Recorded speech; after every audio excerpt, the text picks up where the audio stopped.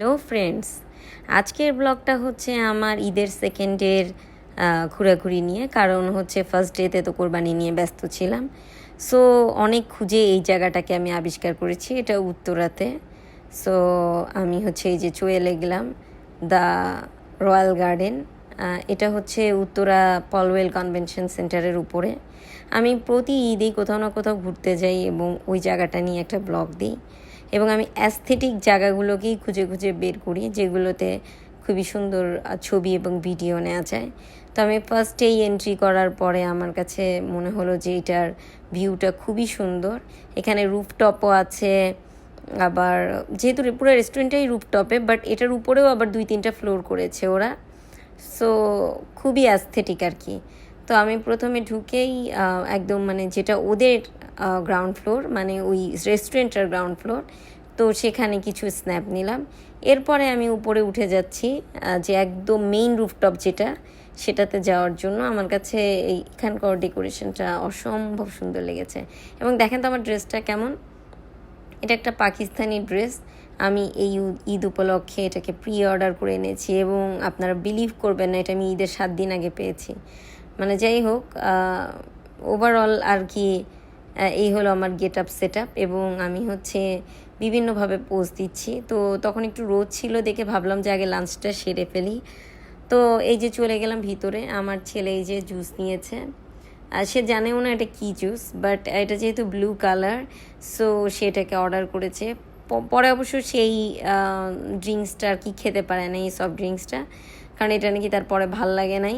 এটা ছিল ব্লু ল্যাগন এবং আমার কাছে এটা খুবই পছন্দের। আমি সব রেস্টুরেন্টে গেলেই এটা ট্রাই করে থাকি। তো এই যে সে এটাকে ট্রাই করছে এবং এরপরে তার এটা আর ভাল লাগে নাই। পরে সে আমাকে এটা হ্যান্ড ওভার করে দিয়েছে যে মামি এটা তুমি খাও, আমি ফানটা খাবো। সো এই যে তারপরে তার ফুড চলে আসলো এবং he is quite happy because যে এখন সে খেতে পারবে।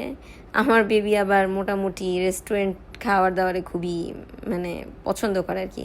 তো এই যে তারপরে আমি এই যে ওর জুসটাকে এখন আমি খাচ্ছি। এরপরে লাঞ্চ টাঞ্চ করে আমরা বেরোয় গেলাম হচ্ছে আবার কিছু ছবি নেওয়ার জন্য। এই জায়গাটা এতটা সুন্দর এবং এতটা ওয়েল ডেকোরেটেড এবং এত বড়, যেখানে গেলে আমার মনেই হয়নি যে এটা বাংলাদেশের কোনো একটা রেস্টুরেন্ট। যাই হোক, but food is over priced and test is not up to the mark. But তারপরেও আপনি যদি একটা অ্যাস্থেটিক জায়গায় যেতে চান, যেখানে কিছু সুন্দর ছবি তোলা যায় এবং কিছু ভিডিও করা যায়, তাহলে আমি বলবো this is the best option for মানে ঈদ ঘোরাঘুরি অথবা এই জাতীয়, অথবা birthday celebration or something else. But food is so expensive. Rather than that everything is so perfect. এবং এই যে আমি বিভিন্নভাবে আমি একদম টপে যেয়ে নিয়েও কিছু ছবি তুলেছি, একটু যে ঘুরে ঘুরে নিয়ে আমার সেই বিখ্যাত সিগনেচার পোজ, শাহরুখ খানের মতো ঘোরা পোজ, শাহরুখ খানের হাত ফেলানো পোজ আমার ঘোরা পোজ। তো আমি দিলাম সেই পোজটা। তারপরে এই যে আমি নিচে নেমে আসছি এবং আমি এখন নিচে এসেও আমার মন ভরেনি, আরও মনে হচ্ছে আরও কিছু স্ন্যাপ নিই, মনে হচ্ছে চলে যাবো, আর কীভাবে নিব। এরপরে আমরা আস্তে আস্তে প্রায় বিকালের টাইম হয়ে গেছে এবং তখন ওরা ফাউন্টেন ছাড়ছে। তো আমি এই যে ফাউন্টেনের সামনেও একটু বসে নিয়ে একটা স্ন্যাপ নিলাম। মানে আমি যেখানেই বসছিলাম প্রত্যেকটা জায়গায় অ্যাস্থেটিক। সো প্রতিটা জায়গায় আমার অনেক অনেক ভিডিও আছে এবং এটা আমার খুব ভালো লাগছিল। এই তো এরপরে আমরা ব্যাক করছি। সো এই ছিল আজকে আমার কোরবানি ঈদের ঘোরাঘুরি। নেক্সটে পরীক্ষা, সো আর কোনো ব্লগ করা হবে না, আর এই ঈদে আর কোথাও ঘোরাও হবে না। সো টিল দেন আজকে এই পর্যন্তই। আমার নেক্সট ভিডিওর জন্য ওয়েট করবেন এবং আমাকে বেশি বেশি করে সাবস্ক্রাইব করবেন।